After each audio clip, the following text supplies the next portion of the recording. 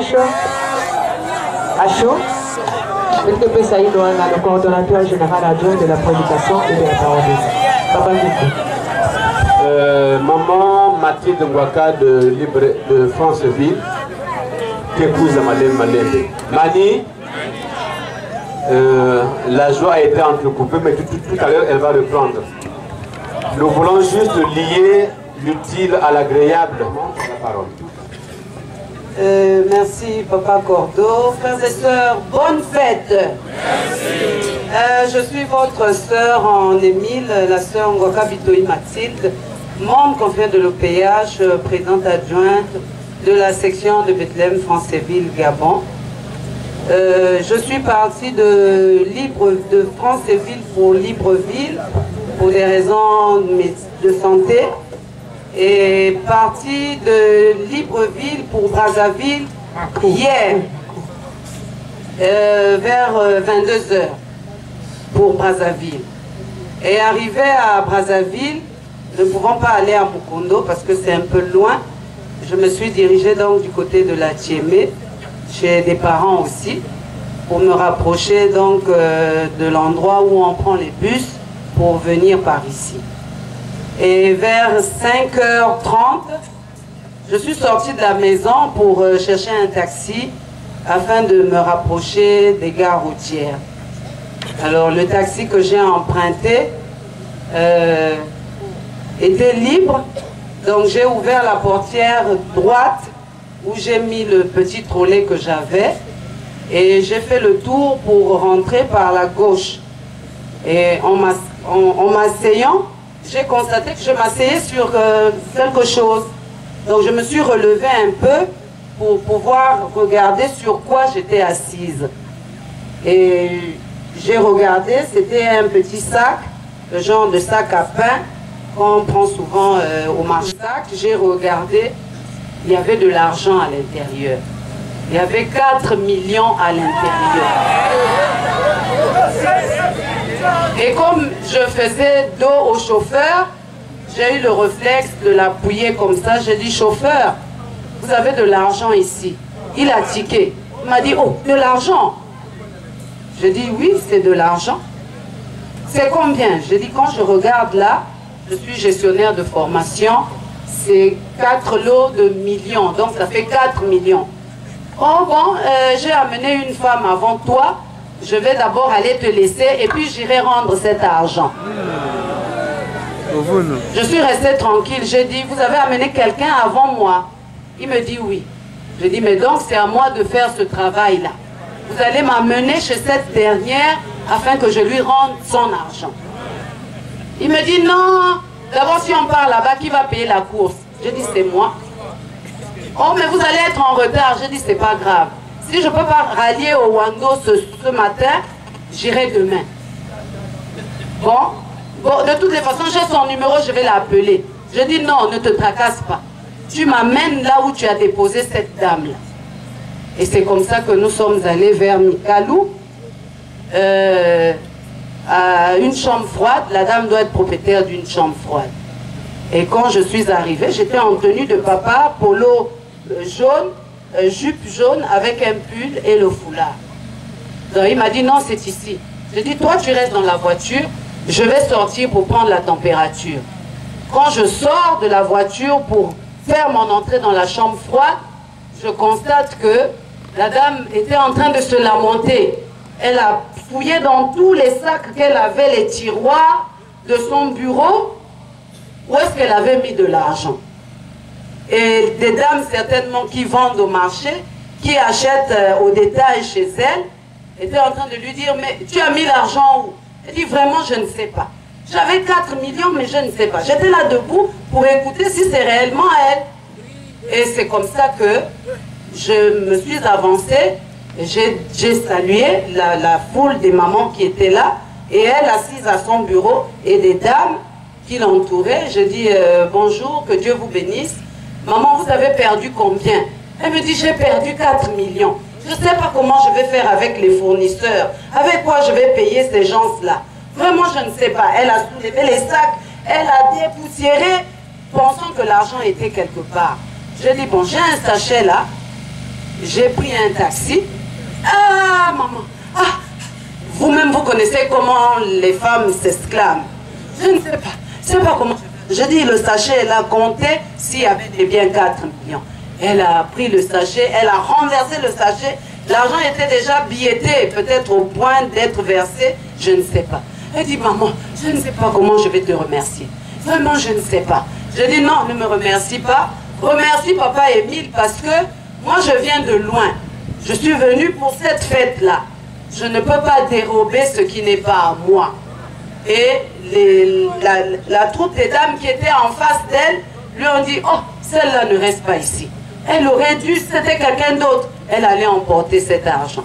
Mais maman, je vais te donner quoi? Je dis non, rien. Je suis pressée, je vais partir. J'ai eu le réflexe d'appeler le chauffeur. Je dis, est-ce que vous pouvez vous rappeler de la personne qui vous a embarqué? Elle me dit, oui, si je le vois, je vais le reconnaître. Je suis ressortie, je suis allée appeler le chauffeur à la voiture. Et il est sorti. Il dit, oui, oui, c'est lui qui m'a emmené. Donc, c'est pour vous dire que, comme venait de dire maman, les actes, nous ne devons pas prendre ce qui n'est pas à nous. Nzambiwa Bonga. Le chauffeur, c'était sa voiture, mais il n'était pas destiné pour voir cet argent. Parce qu'il avait l'intention de détourner mon intention, de rembourser, de ramener l'argent acquis de droit. Donc je ne pouvais pas repartir avec ce témoignage, ni garder silence. Je me suis rapprochée du cordeau de maman sociale pour en faire bénéficier à nous tous, peuple de Dieu. Nzambiwa Bonga. Et après j'ai ressenti un soulagement, mais une paix intérieure qui ne dit pas son nom, comme si je m'étais déchargée de quelque chose. Vraiment, je dis merci à papa Émile de m'avoir utilisé pour ramener à cette dame-là ce qui lui revenait de droit. Et que papa Émile soit béni. Amen. Amen. Amen. Parce que la Bible a dit, tu vas manger à la sueur d'eux. Est-ce que cela a fait sortir la sueur pour avoir 4 millions là? Merci beaucoup. On va applaudir pour notre maman, la présidente adjointe de la section de Franceville, Gabon. Mamako! Makoukou! Ensaki! Le témoignage qui vient de passer a suscité une autre réaction de la part de notre grosse cheftaine, Maman Mouladi, solution que nous connaissons tous de la Côte PCI, qui a vécu pratiquement le même fait. Mais elle, au lieu de 4 millions, c'était 20 millions. Maman, viens sa bisou. Mes frères et sœurs en Christ, bonsoir. Bonsoir. Les enfants privilégiés de papa Guy-Émile Fouassétikwabo, bonsoir. Je vous aime. Vous m'excusez parce que je ne savais pas qu'il y avait espace témoignage. J'ai suivi ce que maman venait de dire. Moi, j'ai pratiquement vécu le même problème. Le mien, c'est celui-ci. Moi, je travaille avec les grands travaux. Les grands travaux du ministre Bouya. Donc, la construction. J'ai un marché dans l'allée Koumou, dans le district de Sibiti. Je construis un CECI. J'ai préféré signer une sous-traitance pour que je sois un peu libre. La sous-traitance, on a signé la sous-traitance à la hauteur de 141 millions. Et je lui ai donné la première partie d'argent parce qu'il fallait, on nous paye en 3 tranches. Donc la première tranche lui avait été remise au sous-traitant. Malheureusement, il a sauté beaucoup de rubriques. Et de temps en temps, il venait, il réclamait l'argent. Non, il me faut l'argent, il me faut l'argent, il me faut l'argent. Et je me suis rendu compte qu'il était en train de m'agacer. Et je lui ai dit que ça ne m'étonne pas parce que tu n'as jamais travaillé avec l'État. il faut avoir un cœur avec l'État. Mais ce qui est vrai, l'État n'a jamais mangé l'argent de quelqu'un. Même après beaucoup d'années, lui, il signe parce qu'il y a des documents. Mais il venait tellement m'agacer. Moi, je me suis dit, en tout cas, ça sera difficile de régler ce problème à l'amiable. Et c'est moi qui me suis levé pour aller à la police pour qu'il reste tranquille. Quand on va là-bas, j'ai parlé le premier jour, ils avaient tellement de problèmes, c'était juste pour qu'on le mette au garde à vous qu'il attende. C'est pas pour qu'on le prenne, qu'on le mette en prison, parce qu'on n'a pas encore terminé les travaux. Mais c'était une façon de lui dire, il faut attendre, parce que la deuxième tranche n'est jamais arrivée. Et quand il a pris la parole, je vous dis, j'avais pitié. Il saute, il saute, il saute, il arrange, il arrange. Mais je disais même, je dis, oh Seigneur, est-ce qu'on peut faire comme ça? La police s'est mise à me blâmer même. Madame, il faut arrêter, parce que c'est lui qui parle. Toi, tu ne dois pas parler. J'ai dit, je dois parler quand il a des faussetés, je ne peux pas accepter. Parce que j'aime pas mentir. Quand quelqu'un vient mentir à moi, cela veut dire qu'il me prend comme une idiote. Donc je ne pourrai jamais mentir. C'est comme si je traite l'autre d'idiot. Je parle, je dis faites de moi ce que vous voulez. Ce qu'il est en train de raconter, ce n'est pas juste. Il a parlé. Et après on me dit, est-ce que madame me l'a dit, tu as quelque chose à dire? J'ai dit oui, moi je vais redresser quelque chose. Parce que quand il a pris la parole, il dit, maman me l'a dit, l'adjudicatrice du marché me doit, bon, c'est pas me doit, on a signé un marché à la hauteur de 121 millions. Et j'ai pris la parole pour le préciser. J'ai dit, j'ai même pitié de toi, parce qu'on n'a pas signé à la hauteur de 121 millions.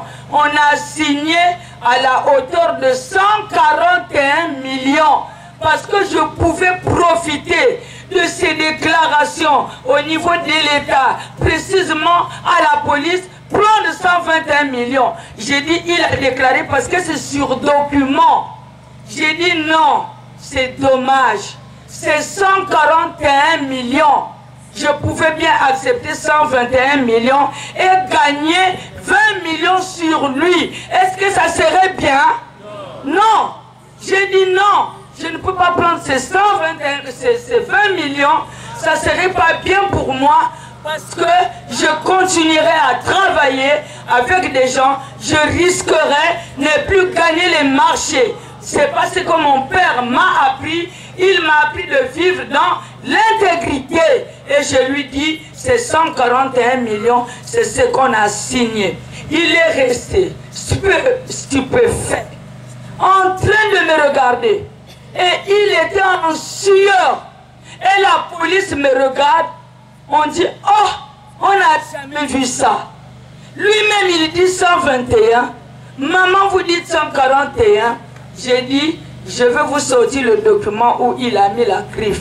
Lui-même, il n'avait pas pris ce document, mais moi, j'avais gardé le document. Juste une griffe.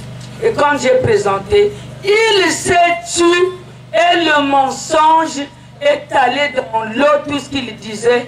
Il dit, bon, écoute, d'accord, hein, je te laisse le temps. En tout cas, on pourra se retrouver pour faire le point des rubriques que je n'ai pas travaillé pour qu'on se rende compte effectivement en totalité on me doit combien. Et la police lui dit, parce qu'il est venu même avec les ouvriers, c'est pas mes ouvriers, c'est ses ouvriers. On a posé la question aux ouvriers, vous connaissez cette maman? Non, il y a le contrat. Le contrat a été signé entre la maman là et celui-là. Donc vous ne pouvez pas venir voir cette maman. Si vous voulez, portez-lui plainte. Mais vous n'aurez pas gain de cause parce que c'est un marché de l'État. Il faut attendre que maman Mouladi soit payée pour qu'il paye votre patron. Et quand ils ont pris la parole, ils ont dit, on n'a jamais vu des choses comme ça. Pendant que maman est en train de parler, on s'est dit, mais on va nous mettre en prison. Elle est en train de dire la la vérité. Donc c'est ce papa-là qui est venu nous mentir. Maman, nous te remercions parce que tu es verdite. Nzambia Bonga. Voilà. Nzambia Bonga. La probité morale d'un losolifié devait être irréprochable parce que Guy Émile a dit un membre de l'OPH doit être intègre et comment? Et pour être intègre et sans reproche, il faut vivre à l'image du texte. Je ne participerai à aucune ni. C'est vous qui avez dit, c'est pas moi. Kalbounako. Abo.